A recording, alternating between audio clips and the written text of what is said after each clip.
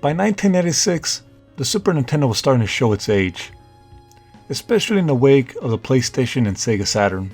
Despite this, that didn't stop Capcom from porting Street Fighter Alpha 2 on Nintendo's 16-bit machine.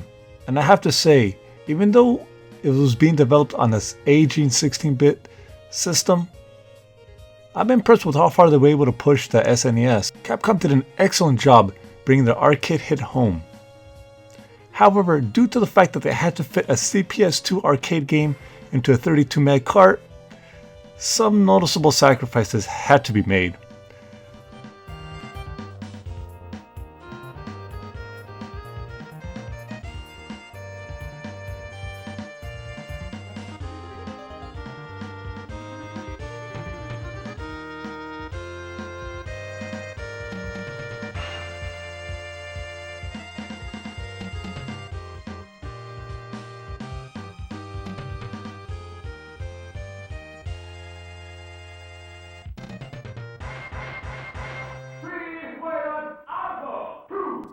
The graphics in this version definitely took a hit. Now that's not to say that they look horrible in any way, but many of the assets had to be scaled down to fit the cartridge. All the sprites were compressed and missing much detail that was in the arcade, making the characters look smaller on screen. This could be a little off-putting for those of you who experienced this either on the PlayStation or Sega Saturn. Background assets also had to be either changed or removed. A good example of this would be Rose's stage, where the ship in the back sails from right to left.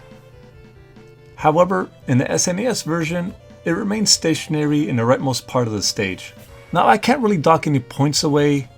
Sacrifices had to be made, though most of them are quite minor and doesn't really take away from the presentation. The game still retains that Street Fighter Alpha 2 appearance. Capcom especially did an exceptional job retaining most of the special effects, such as the screen flashing when you successfully finish with the super, or the sun glare in M. Bice's stage. Unfortunately, just like everything else, some things had to be either removed or altered.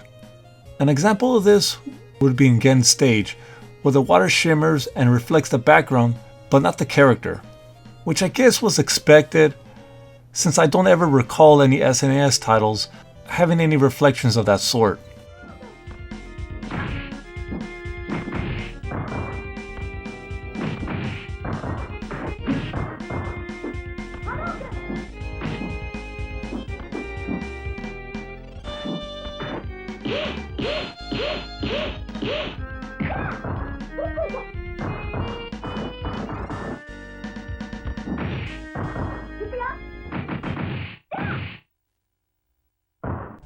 Music in this version had to be redone from the ground up using the sample-based sound chip that's installed on the SNES.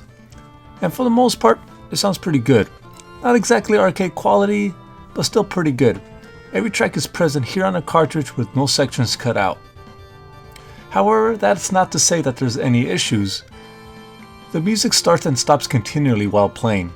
Every time you and your opponent lands the final blow, the music stops, leaving you in utter silence for several seconds until the next round starts. It's quite annoying and it gets hard to get used to.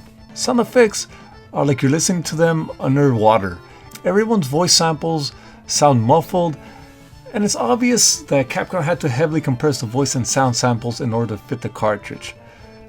Fortunately, the compression isn't too bad where it's off-putting, and most of the voice lines did make it in.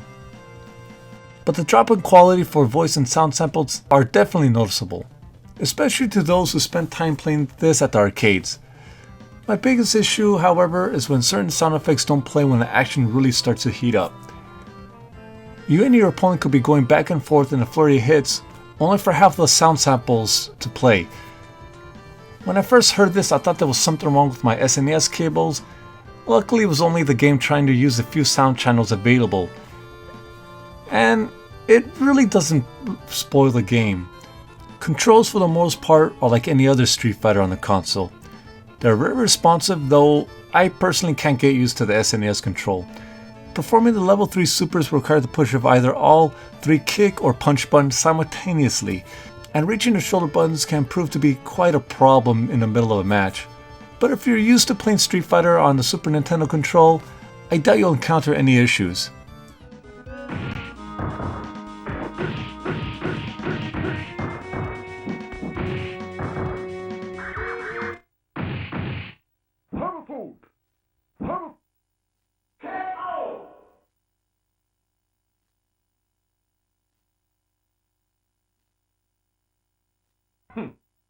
My biggest issue with this version of Street Fighter Alpha 2 is its pace.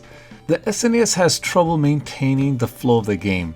There are times when a lot is happening on screen and everything starts to become sluggish for a split second. It's moments like that pull you away from the game. Especially when you pull off a super, you got this big combo going, and multiple sprites from your character silhouette slow the game down. It's not game breaking, but to any fighting game fan, it's definitely going to throw them off. Nonetheless, the game stays stable for the most part, matching the pace of the arcade original most of the time.